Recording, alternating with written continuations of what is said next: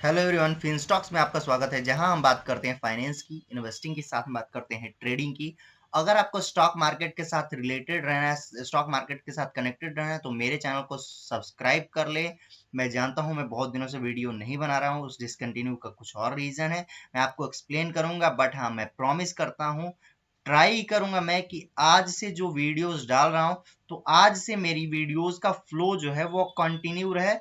मतलब जब तक जो प्रीवियस सिचुएशन मेरे साथ हुई थी वैसे सिचुएशन ना हो, तो मैं फिजिकली थोड़ा सा या फिर मेंटली भी थोड़ा सा कोई दिक्कत झेल रहा था, तो मैं अभी आपको बाद में बताना चाहूंगा। चलिए सीधे आ जाते हैं स्टॉक के नाम पे। स्टॉक का नाम यहाँ पे निकल कर है विप्रो लिमिटेड।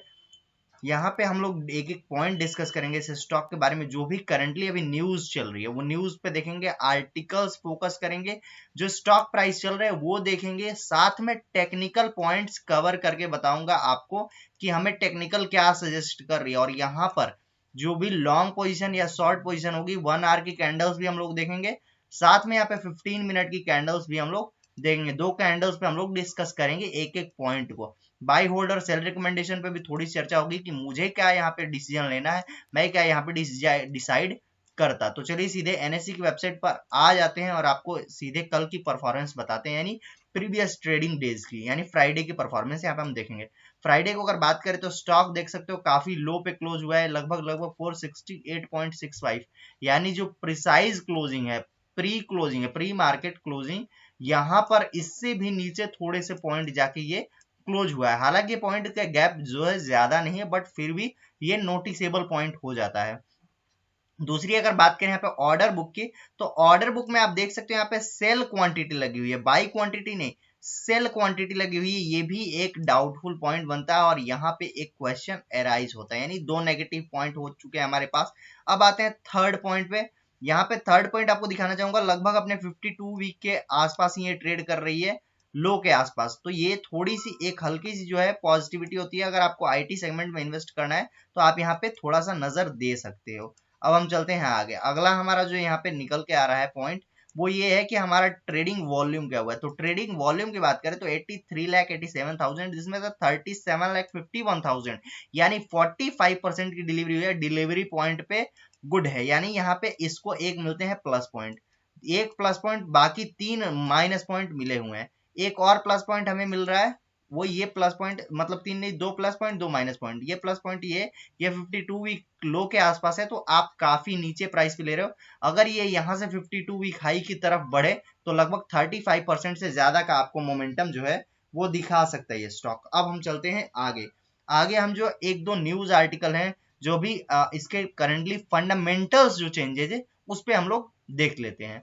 फंडामेंटली हम देखें तो एक न्यूज यहाँ पे निकल के आ रही है, और वो न्यूज क्या है यहाँ पे, Wipro announces 5 year digital deal with Swedish automaker Scania. Scania एक मतलब स्वीडन की कंपनी है जो कि ऑटो मतलब ऑटो सेगमेंट में डील करती है, और उसका जो इसके साथ जो डील हुआ है, अनाउंसमेंट, मतलब 5 साल का डिजिटल डील यहाँ पे फाइनल हो गया। अब पूरा अगर पढ़े यहाँ पे, Wipro will deliver support with automation and real time analytics to create a future ready work place for all Scania employees according to the exchange filing. Exchange को इन्होंने एक फाइल करके बताया।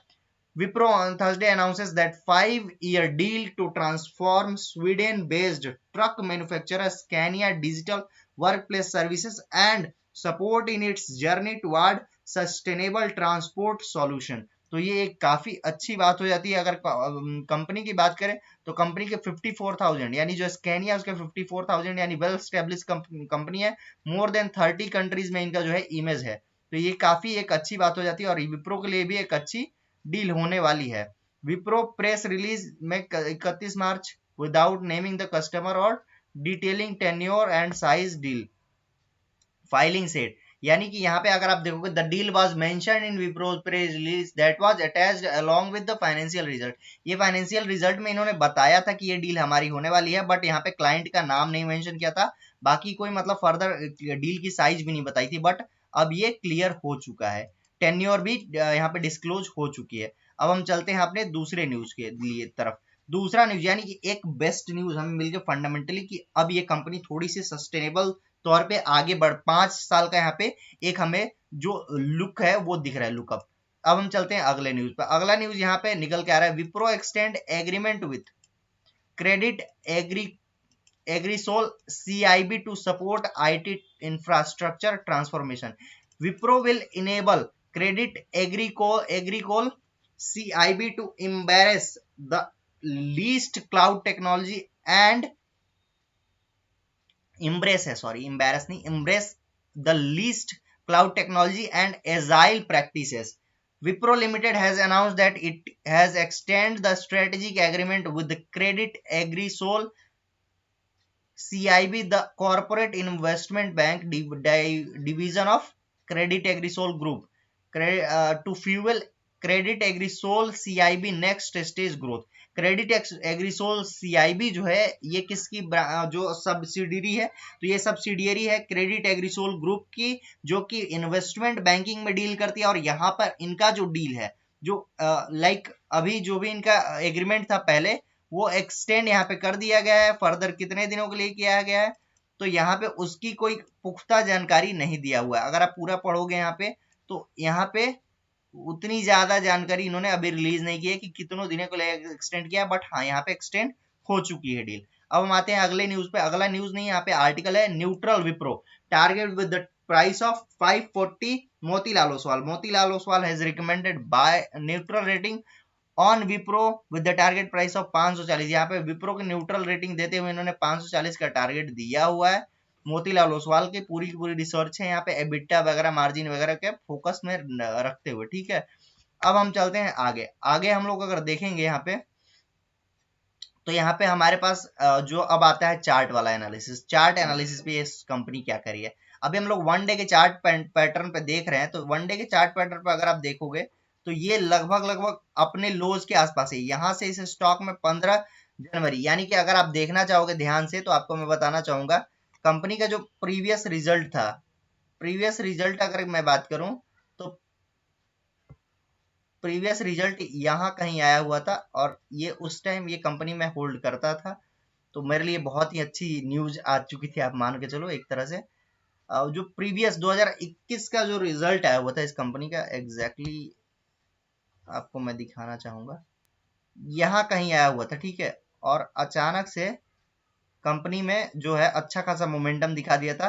13/4 के आसपास आया हुआ था रिजल्ट, आप मान के चलो, या उससे थोड़ा सा पहले। और कंपनी में कैंडल स्टिक बहुत अच्छी ग्रीन बनी थी, उसके बाद थोड़ा सा गिरावट आया।